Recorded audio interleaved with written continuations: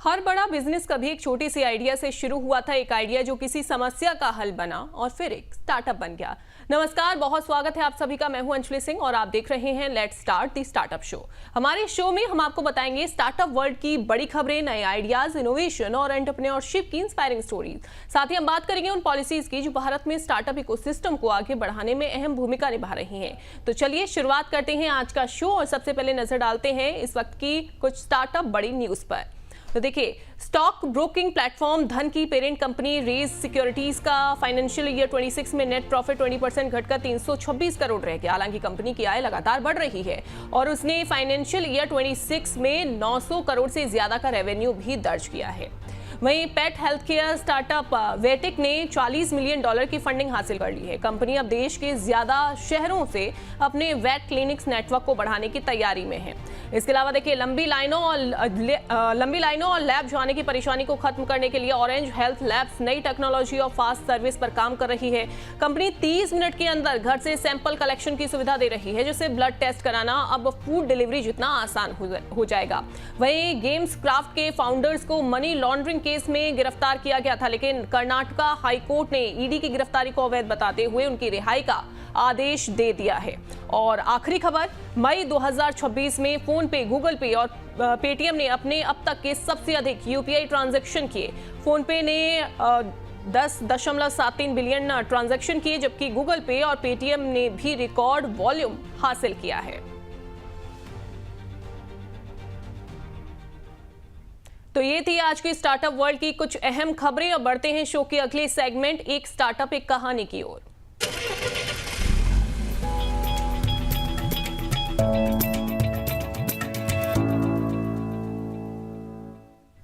तो आज हमारे साथ शो में जुड़ रही हैं Zaiba Sarang, co-founder of I Think Logistics. ये एक ऐसी कंपनी है जो 37,000 से ज्यादा ई कॉमर्स सेलर्स का लॉजिस्टिक्स संभाल रही हैं। Hi Zaiba, how are you? Hi Anjali, I am really great. What about you? I am good. सबसे पहला सवाल तो जाइबा मेरा यही रहेगा कि आई थिंक लॉजिस्टिक्स की शुरुआत कैसे हुई, कैसे आपने ये जो बिजनेस है, ये जो स्टार्टअप है, कैसे इसकी शुरुआत आपने की? तो अंजलि, बहुत लंबी स्टोरी है। हमारी एंटरप्रेन्योरशिप की जर्नी स्टार्ट हुई थी 2011 में, लेकिन लॉजिस्टिक की स्टार्ट हुई थी 2017 में। सो मैं आपको 2011 से 2017 की जर्नी बताती हूँ और 2017 से फिर 2026 तक की कहानी। सो 2011 में just after graduating from BSc computer science, मैंने और मेरे दो को फाउंडर ने मिलकर हमारी फर्स्ट टेक कंपनी की शुरुआत की थी, जिसका नाम था डिपैजर इन्फोटेक, जहां पर हम सॉफ्टवेयर सोल्यूशंस बनाते थे डिफरेंट कंपनीज के लिए। हमारा एक आइडिया था कि हम एक सॉफ्टवेयर से, स्टूडेंट डेटाबेस मैनेजमेंट सिस्टम के सॉफ्टवेयर से पूरी एजुकेशन इंडस्ट्री को चेंज करना चाह रहे थे। लेकिन जब हमने सॉफ्टवेयर डेवलपमेंट इंडस्ट्री में हमारा पैर रखा, तब हमें पता चला कि हमें बड़ा सेटबैक मिला, क्योंकि जो प्रोडक्ट हमने बनाया था वो राइट फिट नहीं था। देन हमने स्ट्रगल करते करते सर्विसेज में काम किया। फिर हमने आहिस्ता 2015-16 में, जब ई कॉमर्स इंडस्ट्री की ग्रोथ हो रही थी, उस वक्त हमने हमारी ई कॉमर्स जर्नी भी शुरू की। कंपनी का नाम था गिफ्ट पंच, जहां पर हम ऑनलाइन एंटिक गिफ्ट सेल करते थे। अच्छी बात ये थी अंजलि, हमें काफी अच्छे ऑर्डर्स आ रहे थे पैन इंडिया से, बट अनफॉर्चुनेटली लॉजिस्टिक इनएफिशिएंसी के कारण हम वो सारे ऑर्डर्स कस्टमर को ऑन टाइम या डिलीवरी ही नहीं कर पा रहे थे। तो उस वक्त हमारे साथ दो और को फाउंडर जुड़े, परेश और निकुल, और स्टार्टिंग में मैं, विपुल और भरत, हम तीन थे। वो दो जो लॉजिस्टिक बैकग्राउंड से हमारे को फाउंडर थे, हमने साथ में डिस्कशन किया कि ये जो प्रॉब्लम हमें e-commerce sellers, as a e-commerce sellers खुद फेस कर रहे हैं, हमारी तरह इंडस्ट्री में और इकोसिस्टम में ऐसे बहुत सारे ई कॉमर्स सेलर्स हैं जो अपने बिजनेस को सस्टेन या ग्रो नहीं कर पा रहे हैं, सिर्फ और सिर्फ लॉजिस्टिक की इनएफिशिएंसी की वजह से। उस वक्त 2017 में हमें ये आइडिया आया, जहां पर हमने एक प्लेटफॉर्म बनाया, जहां पर बहुत सारे स्मॉल मीडियम सेलर्स को हमने ऑनबोर्ड किया एक ही प्लेटफॉर्म पे, और मल्टीपल लॉजिस्टिक पार्टनर्स को हमने उनको सपोर्ट दिया। इस तरह से आज हम, जैसे आपने बताया, हम 37,000 ई कॉमर्स सेलर्स को सर्व कर रहे हैं पैन इंडिया। और ये हमने बहुत ही छोटे, लाइक विदाउट एनी इन्वेस्टमेंट से हमारी कंपनी की शुरुआत की थी, और आज हमने रेवेन्यू के टर्म्स में बात करूं तो more than 100 crore of revenue किया है। हम एक प्रॉफिटेबल स्टार्टअप है। सो ये रही हमारी small journey of starting I think logistic. बिल्कुल, वेरी नाइस। अगर मैं आई थिंक लॉजिस्टिक्स की बात करूं, एग्जैक्टली ये कैसे काम करता है? अगर सिंपल लैंग्वेज में अगर हमें अपने ऑडियंस को इसे समझाना हो तो कैसे समझाएंगे? सिंपल लैंग्वेज में ऑडियंस को मैं इस तरीके से समझाऊंगी, क्योंकि हम स्टार्टअप वर्ल्ड की बात कर रहे हैं। हम जिस तरीके से उबर यूज करते हैं, उबर के पास खुद का कोई ड्राइवर्स नहीं होता, खुद की कोई व्हीकल्स नहीं होती। उबर सिर्फ ड्राइवर्स को कनेक्ट करते हैं, मल्टीपल ड्राइवर्स को कनेक्ट करते हैं पैसेंजर के साथ। वो एक प्लेटफॉर्म सर्विसेज प्रोवाइड करता है। उसी तरीके से हमने आई थिंक लॉजिस्टिक एक एग्रीगेटर मॉडल शुरुआत की, जहां पर हमने इंडिया के सारे लॉजिस्टिक पार्टनर्स को एक प्लेटफॉर्म पे इंटीग्रेट किया, और जो हम e commerce seller, small, medium, large enterprise customers को वो सारे पार्टनर सर्व करते हैं। तो इससे जो स्टार्ट ई कॉमर्स सेलर्स हैं या स्मॉल मीडियम सेलर्स हैं, उनको क्या बेनिफिट होता है? उनके लिए ये एक वन स्टॉप सोल्यूशन है। उन्हें मल्टीपल लॉजिस्टिक पार्टनर्स के पास जाना नहीं पड़ता, मल्टीपल लॉजिस्टिक के साथ कम्युनिकेट नहीं करना पड़ता, मल्टीपल लॉजिस्टिक के साथ इंटीग्रेशन नहीं करना पड़ता। क्योंकि Anjali, India is geographically widen, वहां पर मल्टीपल पिन कोड है, मल्टीपल ज्योग्राफिकली चैलेंजेस होते हैं। एक logistic partner e commerce sellers की पूरी नीड फुलफिल नहीं कर सकता, उन्हें मल्टीपल पार्टनर्स ऑनबोर्ड करने पड़ते हैं। जब मल्टीपल पार्टनर्स ऑनबोर्ड होंगे, मल्टीपल चैलेंजेस होंगे, तो हमने एक सिंपल प्लेटफॉर्म ब्रांड्स के लिए बनाया, जहां पर उन्हें कहीं जाने की जरूरत नहीं। If they are coming to us, we will serve them pan India. Okay, alright. E-commerce boom ने आपके बिजनेस को कैसे रीशेप किया, इसके बारे में आप क्या कहना चाहेंगे ज़ाइबा? तो ई कॉमर्स, अंजलि, हम सब जानते हैं कि कितना फास्ट ई कॉमर्स पेनिट्रेशन हो रहा है इंडिया में, thanks to Narendra Modi as well, prime minister Narendra Modi. उनका फोकस ये है कि इंडिया कितना ज्यादा डिजिटलाइज हो, और जहां से हमने फोकस किया है कि e-commerce because of getting digitization काफी ज्यादा ग्रोथ मिल रहा है। हमारा ये एक्सपीरियंस था पहले जब हमने शुरुआत की थी, उस वक्त हमारे जो सेलर्स होते थे अंजलि, देवर सेलर्स एंड बायर, मतलब सेलर के बायर जो ऑर्डर्स करते थे वो मेट्रो सिटीज और टियर 1 सिटीज वगैरह से होते हैं। बट आज का जो डेटा हमारा कहता है, वहां पर मैक्सिमम और मेजोरिटी ऑफ द ऑर्डर्स जो भी आ रहे हैं, उनकी शुरुआत टियर 2, टियर 3 सिटीज में भी हो रही है। सो ई कॉमर्स का और सेलर्स का पेनिट्रेशन काफी डीप हो रहा है because of digitization in India. बिल्कुल, बिल्कुल। अगर हम एआई की बात करें, क्योंकि काफ़ी ऐसे स्टार्टअप्स हैं जिनमें एआई का भी यूज़ किया जाता है, एआई ऑटोमेशन या टेक का कितना रोल है आपके बिजनेस में? सो अंजलि, एआई और tech is the backbone of our overall system of I think Logistic. मैं आपको एक सिंपल बेसिक एग्जांपल से बताऊंगी। हमारा पहला जो जर्नी की शुरुआत होती है सेलर्स की, वो होता है एआई बेस्ड रिकमेंडेशन इंजन से। ये रिकमेंडेशन इंजन क्या करता है? आप एक पिन कोड है विच इज ऑफ दिल्ली का, कोई पिन कोड ले लीजिए 110001, विच इज दिल्ली का पिन कोड, जहां पर हो सकता है मल्टीपल लॉजिस्टिक पार्टनर सर्व कर रहे हैं, बट एक logistic partner is serving very good at that time.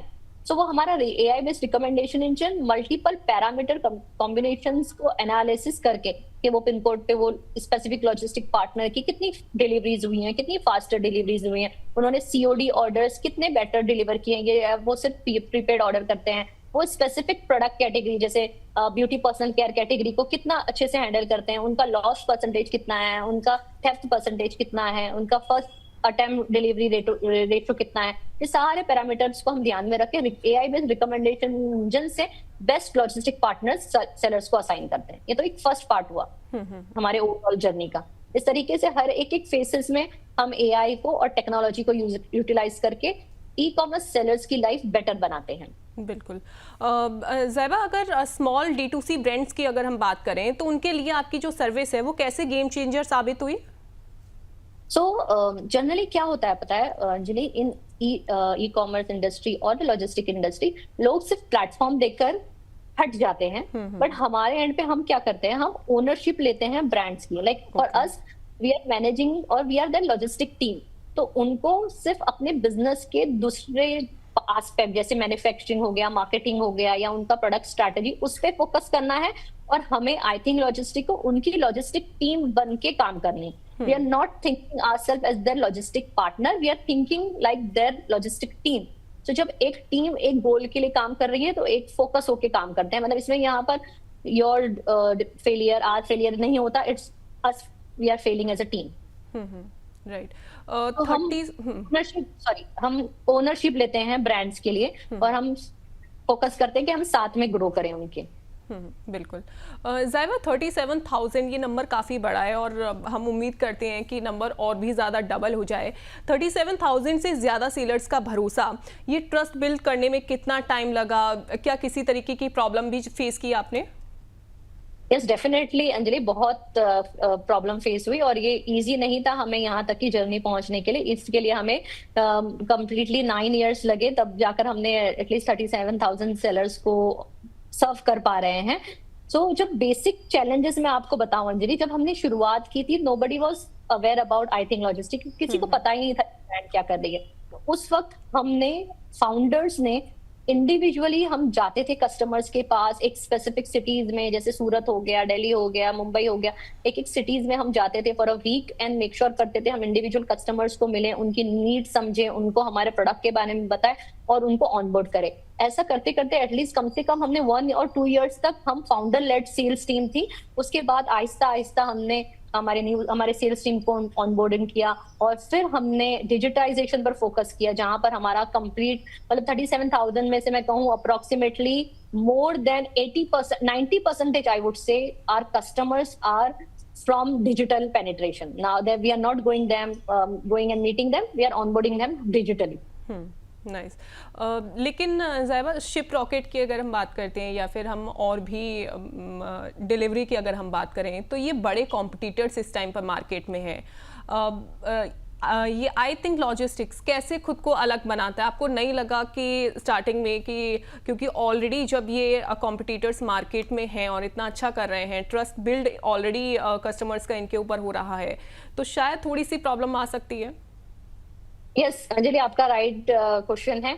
और देखिए, हमारा यही मानना है एज अ फाउंडर कि जहां पर कॉम्पिटिटर बिग है, that means there is a big opportunity for us to also grab. So वो एक पॉइंट क्लियर था। हमने कभी भी कंपटीशन को कंपटीशन नहीं समझा।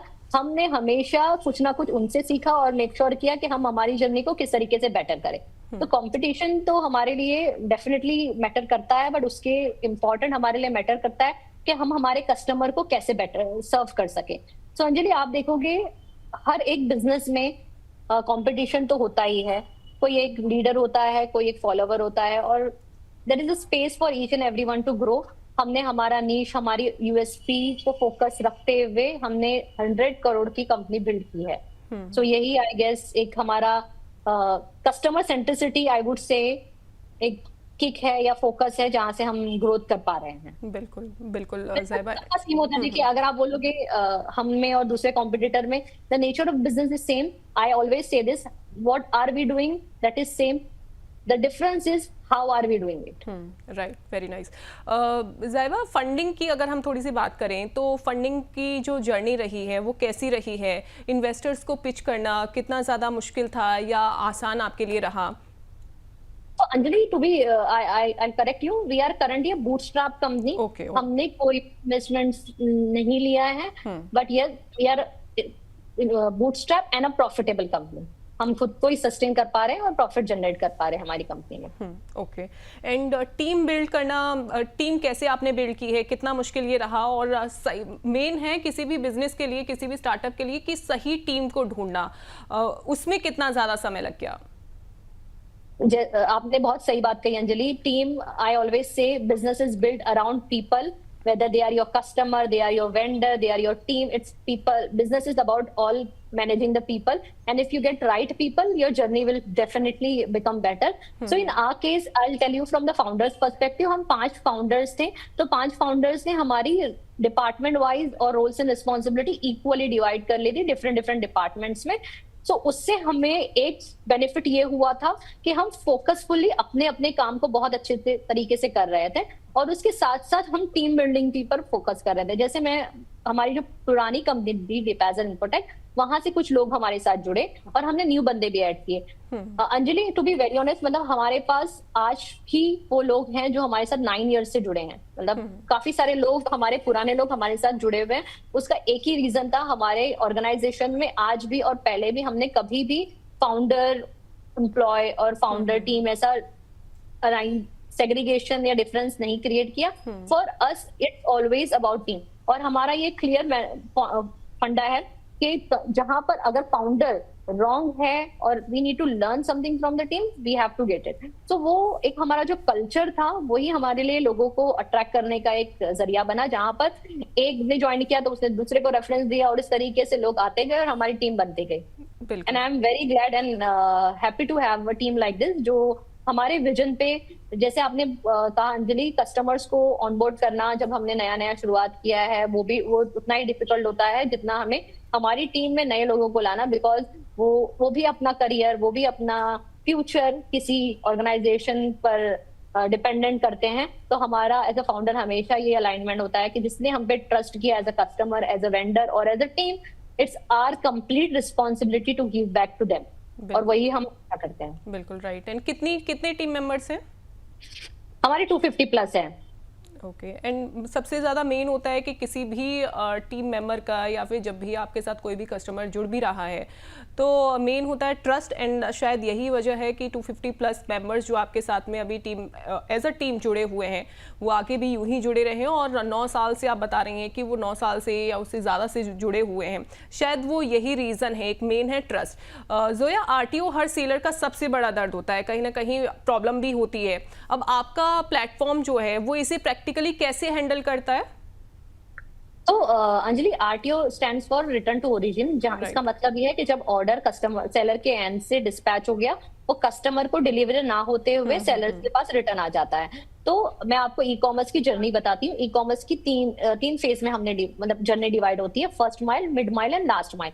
तो अगर मैं फर्स्ट माइल की बात करूं, that is related to pickup. तो जैसे हमारा एआई बेस्ड रिकमेंडेशन इंजन की फर्स्ट टाइम पर कस्टमर को बेटर लॉजिस्टिक पार्टनर असाइन करता है। यहाँ पर हमने एक फर्स्ट टिक मार्क चेक कर लिया कि हम उसी पार्टनर को आपका शिपमेंट देंगे जो आपको बेटर डिलीवरी करके देगा। तो यहाँ पर ये एक चीज क्लियर हो गई। अनदर पॉइंट, जब मिड माइल में अगर कोई शिपमेंट्स का इश्यूज हो जाता है, mid mile generally simple process है, इसमें हमारा इतना ज्यादा इन्वॉल्वमेंट नहीं होता, because that task actually needs to be done by the logistic partner, जो वो एक सिटी से दूसरे सिटी तक शिपमेंट्स डिलीवर करते हैं। हमारा एक्चुअल काम जो आता है आई थिंक लॉजिस्टिक का, वो आता है लास्ट माइल डिलीवरी फेज पर, जहां पर कस्टमर्स को 2 टाइप के प्रॉब्लम होते हैं जर्नी में, शिपमेंट्स डिलीवरी में। एक होता है बायर इंटेंशन प्रॉब्लम और एक होता है डिलीवरी पार्टनर्स इनएफिशिएंसी। सो बायर इंटेंशन अगर नहीं है पार्सल लेने का तो हम कुछ नहीं कर सकते, but second option, second chance, जहां पर delivery partner is not able to deliver those shipments, though we have assign the best partner on that pin code, फिर भी अगर कोई दिक्कत आ रही है तो हमारे पास हमारा एनडीआर प्रोसेस हमने क्रिएट किया है, विच stand for non delivery report, जहां पर हम जो शिपमेंट्स फर्स्ट अटेम्प्ट या सेकंड अटेम्प्ट के बाद फेल हुआ, डिलीवरी नहीं हो पा रहा है, उन सारे शिपमेंट्स के लिए हम हमारे ऑटोमेटिक एक्शन स्टार्ट करते हैं। हम आईवीआर कॉल करते हैं, एसएमएस भेजते हैं, व्हाट्सएप भेजते हैं, और अगर उस पर भी रिस्पॉन्स नहीं आता तो हम मैन्युअली कॉल करते हैं कस्टमर को, और हम पूछते हैं, हमारी टीम पूछती है कि सर आपने ये पार्सल एक्सेप्ट नहीं किया, इसका क्या स्पेसिफिक रीजन था। तो अंजलि, पूरी जर्नी में हमने ये जाना कि डिलीवरी ना होने का कारण और इश्यूज होता है कम्युनिकेशन एंड ट्रांसपेरेंसी इशू। सो हमने इस चीज को क्लियर किया, जहां पर हम बायर के साथ कंटिन्यूअसली कम्युनिकेशन करते हैं एंड सेम इंफॉर्मेशन हम प्रोवाइड करते हैं the logistic partner, delivery partners को, ताकि वो उन शिपमेंट्स को फास्टर डिलीवरी अटेम्प्ट कर सके। और ट्रांसपेरेंसी, हमने जो भी एक्शन लिया उन ऑर्डर्स को डिलीवर करवाने के लिए, उसकी सारी इंफॉर्मेशन सेलर को उनके पैनल पे दिखाई दी जाती है कि हमने आईवीआर कॉल किया, हमने मैन्युअल कॉल किया, उसकी रिकॉर्डिंग अगर नहीं किया तो वो भी उनके लिए विजिबल होगा कि हमने इस शिपमेंट्स पे कुछ एक्शन नहीं लिया है। तो ये सारा प्रोसेस करने से हम सेलर्स का आरटीओ रिड्यूस कर पाते हैं। बिल्कुल। अभी जोया, कितने कंट्रीज में आप इंटरनेशनल शिपिंग ऑफर कर रहे हो?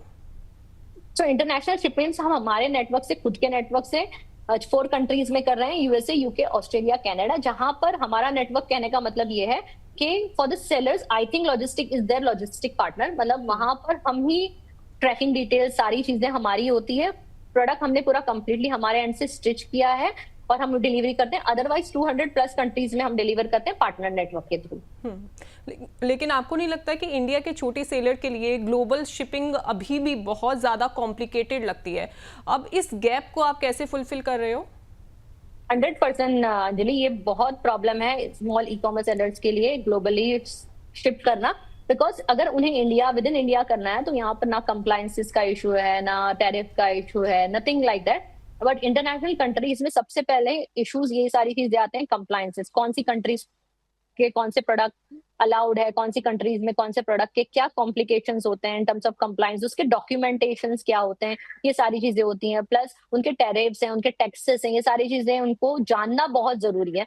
तो इसीलिए एज अ कंपनी हमने खुद से ये 4 कंट्रीज पे ज्यादा फोकस किया है, क्योंकि हमारा पॉइंट यही था कि हम बहुत सारे कंट्रीज एक साथ हमारे नेटवर्क के थ्रू ओपन करके हमारे कस्टमर्स को कंफ्यूज या बेस्ट सर्विसेज नहीं देना चाहते।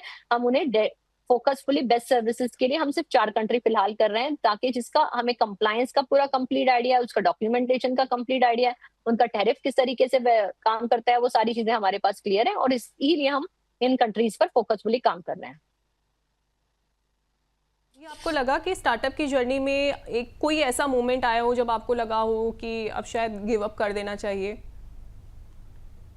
यस, डेफिनेटली बहुत सारे फेसेस ऐसे आते हैं जहां पर हम पर्सनल चैलेंजेस, प्रोफेशनल चैलेंजेस, इन सारी चीजों से जूझ रहे होते हैं, और ऐसा लगता है कि this is the last point, अभी हमें यहाँ पर गिव अप करना है। बट आई बिलीव वो हमने क्यों ये जर्नी की शुरुआत की थी, इस चीज पर काम करने के लिए मोटिवेट करता है।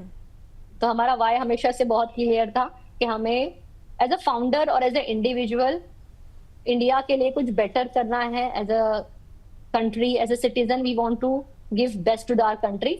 वो हमने शुरुआत सिर्फ ई कॉमर्स सेलर्स को बेटर सर्विस देने से शुरुआत की है। मे बी इन फ्यूचर हम और कुछ बेटर करेंगे। बिल्कुल बिल्कुल। And in next 3 to 4 years आप आई थिंक को कहाँ देखना चाहती हैं, और इंडिया की ई कॉमर्स मार्केट किस डायरेक्शन में इस टाइम पर जा रहा है? जी, अभी हम फिलहाल के लिए 3 to 5 years का प्लान और एम्बिशियस गोल की बात कर रहे हैं, तो वो हमने ऑलरेडी क्रिएट किया है। अभी हमारा फिलहाल का जो रेवेन्यू, अगर मैं रेवेन्यू वाइज ही बात करूं तो हमें एटलीस्ट मिनिमम 10x तक तो हमारे रेवेन्यू को लेकर जाना ही है। ये हमारा मिनिमम एम्बिशियस गोल है। और in terms of expanding ourself to international countries, तो फिर हम फिलहाल सिर्फ 4 कंट्रीज कर रहे हैं हमारे नेटवर्क से। हमें at least GCC, south east Asia वगैरह, ये सारी मेजर कंट्रीज को भी कवर करना है जहां पर ई कॉमर्स इंडस्ट्री ग्रो कर रही है। बिल्कुल, वेरी नाइस। एंड एक लास्ट क्वेश्चन ज़ैबा, कि अगर न्यू फाउंडर्स हैं उनको आप क्या एक बात कहना चाहेंगी, कि क्योंकि आपने कहा कि ऐसा आपकी जर्नी में भी वो टर्निंग पॉइंट आया, या आपको उस टाइम पर लगा कि गिव अप नहीं करना है, तो कोई न्यू इस टाइम पर फाउंडर्स हैं उनको आप क्या कहना चाहेंगी, कोई एक मैसेज? जी, मेरा सिंपल मैसेज यही होगा, just do it. You will definitely figure out there are so many people in this world who are actually willing to help you, and you need to be very clear why are you doing it. Your purpose needs to be very clear whatever you are doing, because that bigger purpose will give you, if you are not feeling well, if you don't want to continue, if you're feeling like give up, वो आपका bigger purpose ही आपको bed से उठा के next उसी दिन काम करने पे मोटिवेट करेगा। तो आपका वाई हमेशा क्लियर होना चाहिए। जनरली लोग बिजनेस स्टार्ट करते हैं बिकॉज फैमिली ने कहा, या they feel like entrepreneurship it's like a buzzword, सब कर रहे हैं तो मैं भी कर लेता हूँ। पर अगर आपका वाई स्ट्रांग नहीं होगा तो आपको बहुत सी दिक्कत आएगी, और फिर आपको गिव अप करने का मन करेगा। तो अपने वाई को क्लियर कीजिए कि आपको ये क्यों करना है। और yes, it is not a simple journey, ये बहुत रोलर कोस्टर जर्नी है जहां पर आपको ये चैलेंजेस आएंगे। अनदर एक और पॉइंट मुझे बोलना है अंजलि, यहाँ पर आप दो आपने एक ही कहा, ask for help whenever you feel like कि आपको कुछ प्रॉब्लम आ रही है in your professional journey, personal life, ask for help. Just raise your hand. There are so many people in the world, trust me, who are ready to help you. It's just you have to step one step forward. अगर आपने एक पैर आगे रखा तो आपके लिए लोग आगे आकर जरूर मदद करेंगे। तो आप हेल्प मांगने से कभी मत जगिएगा कि ये क्यों मैं करूं और क्यों मांगू, but there are so many people who will definitely do that. बिल्कुल बिल्कुल। और मेन है कि फेथ होना बहुत ज़्यादा ज़रूरी है। आप एक कदम आगे बढ़ाएंगे तो 4 लोग आपकी हेल्प के लिए आगे आ जाएंगे। बहुत शुक्रिया ज़ैबा, हमारे साथ आप जुड़ी, and it was nice talking to you. Thank you so much. Thank you Anjali, thank you for taking out your time, and it's really nice talking to you as well. चलिए अब आगे बढ़ते हैं हमारे आखिरी सेगमेंट पॉलिसी डीकोड की ओर।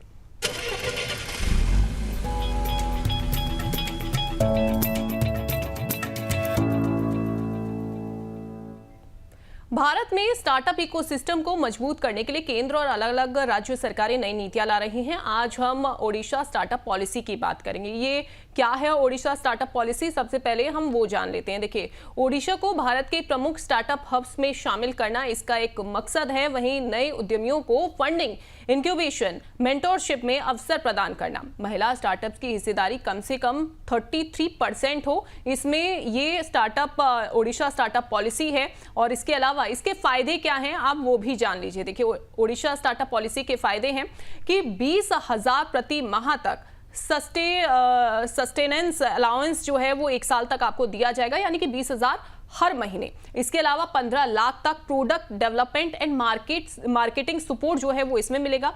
100 करोड़ का fund of fund इसमें दिया जाएगा। इसके अलावा पेटेंट फिलिंग कॉस्ट रीइंबर्समेंट इसमें मिलेगी। वहीं अगर हम बात करें इंक्यूबेशन की, तो इंक्यूबेशन, मेंटोरशिप और नेटवर्किंग सपोर्ट भी इस पॉलिसी के जरिए आपको दिया जाएगा, यानी कि ये पॉलिसी काफ़ी ज़्यादा अच्छी भी है, काफ़ी ज़्यादा खास भी है। अगर हम बात करें कि कौन इसमें अप्लाई कर सकता है, तो वो भी जानना ज़रूरी है। जब हम एक स्टार्टअप पॉलिसी की बात कर रहे हैं तो देखिए, private limited company, LLP, registered partnership firm या फिर OPC के रूप में रजिस्टर्ड हो। इसके अलावा स्टार्टअप की उम्र कम से कम 7 साल से कम होनी चाहिए। बायोटेक स्टार्टअप्स के लिए 10 साल तक इसमें लिमिट रखी गई है, अगर आपका स्टार्टअप बायोटेक है तो।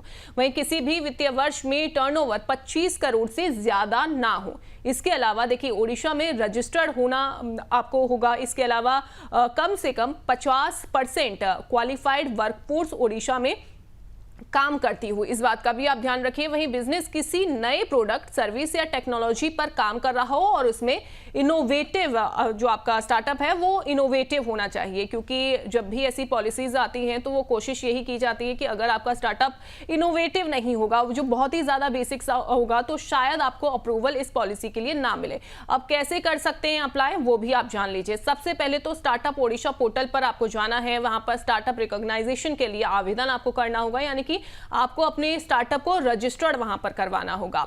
इनकॉर्पोरेशन सर्टिफिकेट, इनोवेशन नोट और बाकी जरूरी जो डॉक्यूमेंट्स हैं वो आपको वहां पर जमा करने होंगे। वहीं स्टार्टअप ओडिशा के एक्सपर्ट कमेटी आवेदन की समीक्षा करेगी, यानी कि जो आपने वहां पर पूरी डॉक्यूमेंटेशन की है, जो रजिस्ट्रेशन आपने किया है, जो आपने सारी जो डिटेल्स दी है, उसके बाद जो एक्सपर्ट कमेटी है ना, वो पूरी सारी चीजें आपकी चेक करेगी। वहीं जब रिकॉग्नाइजेशन मिल जाएगी आपके स्टार्टअप को, उसके बाद स्टार्टअप अलग अलग ग्रांट्स और फाइनेंशियल बेनिफिट्स के लिए ऑनलाइन आवेदन आप कर सकते हैं। यानी कि जब आपका स्टार्टअप जो है वो रिकॉग्नाइज हो जाएगा, तो बाकी के जो फाइनेंशियल बेनिफिट्स हैं वो आप इस पॉलिसी के जरिए ले सकते हैं। यानी अगर आपका स्टार्टअप इनोवेटिव है, ओडिशा में मौजूद है और तय एलिजिबिलिटी क्राइटेरिया पूरा करता है, तो ओडिशा स्टार्टअप पॉलिसी के जरिए आप मंथली अलाउंस से लेकर 15 लाख तक की प्रोडक्ट डेवलपमेंट असिस्टेंट और फंड ऑफ फंड जैसी सुविधाओं का लाभ उठा सकते हैं। उम्मीद करते हैं आपको हमारा ये कार्यक्रम अच्छा लगा होगा। आपके मन में स्टार्टअप से जुड़ा कोई भी सवाल या क्वेरी हो तो आप हमें कमेंट में बता सकते हैं। इसी के साथ आज के let's start the startup show में बस इतना ही। नमस्कार।